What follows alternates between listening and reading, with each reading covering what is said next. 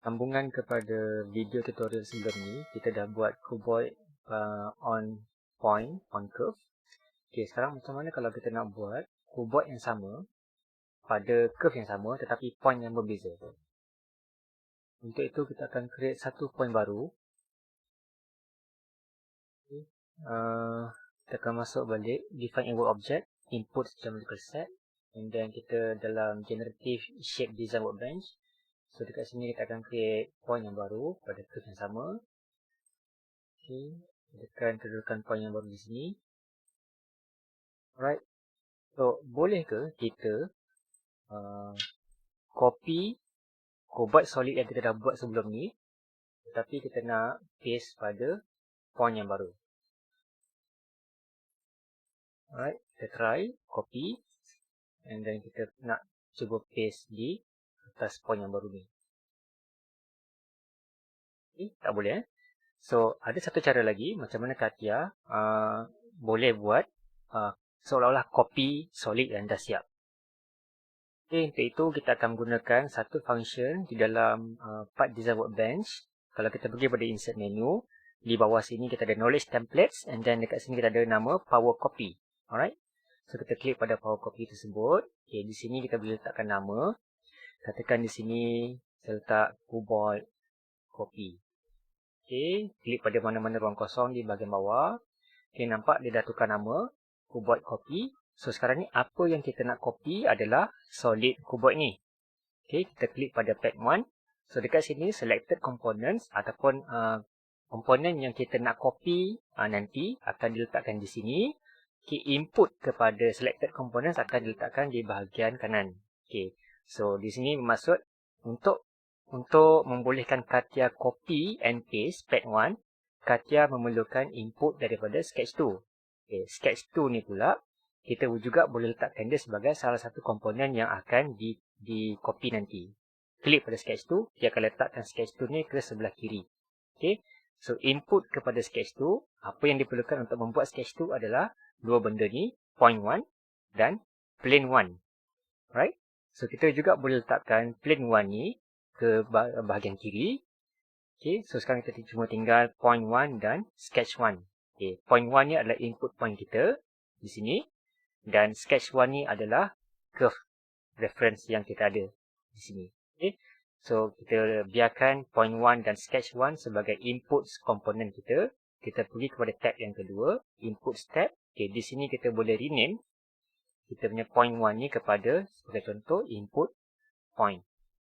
Alright, yang ni pula kita boleh rename dia sebagai input curve.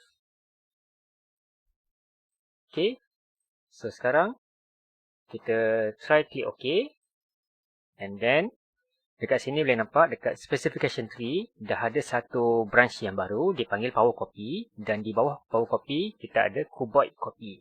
So sekarang kita akan cuba cara yang sama, iaitu kita nak copy cuboid solid yang ni, and then kita nak paste di atas point yang kedua. Alright, so kita right click kepada cuboid copy, and then pergi kepada object dan instantiate.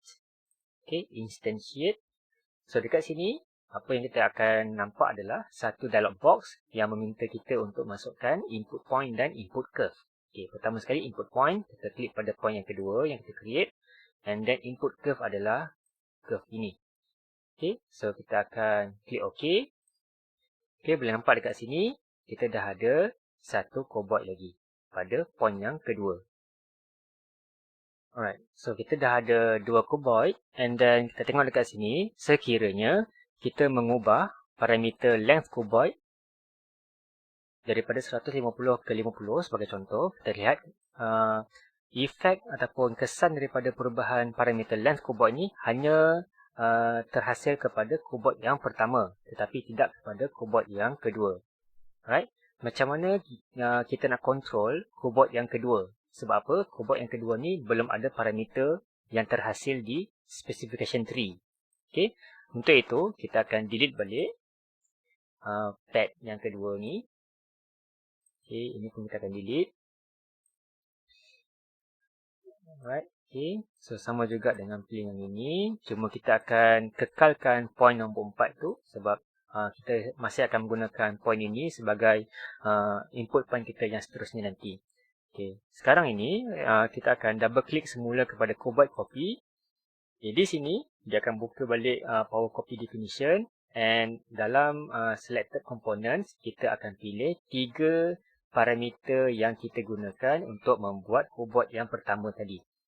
Okay. And then di sini kita boleh publish parameter. Okay, depth cobalt ni.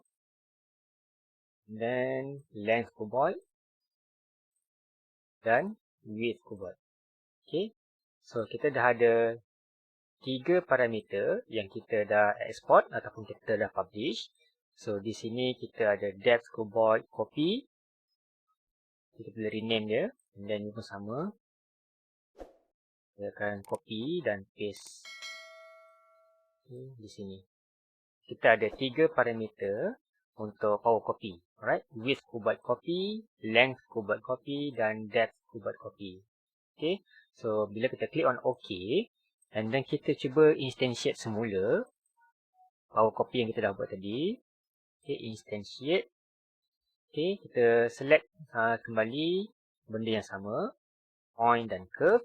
Cuma di sini kita ada satu button tambahan iaitu parameters. Bila kita klik kepada parameters, kita boleh nampak 3 parameter yang kita publish tadi. Okey, di sini kita boleh control kita punya second cobalt creation supaya mengikut value yang lain daripada cobalt pertama yang kita define. Okey, bagi contoh di sini saya letakkan 75. Di sini saya letak 75 lah. So saya akan dapat satu cube. Okey, klik OK. So, di sini juga kita boleh tengok, kita boleh nampak 3 parameter yang berkaitan dengan cobalt yang kedua telah diletakkan dalam parameters bahagian specification tree. Okay. So, itu cara kita menggunakan power copy untuk mempercepatkan tugas design kita. Sebab apa? Kalau kita menggunakan cara biasa, untuk membuat cube yang kedua ni, kita perlu melakukan proses yang sama seperti mana kita membuat cube yang pertama tadi, ataupun cobalt yang pertama.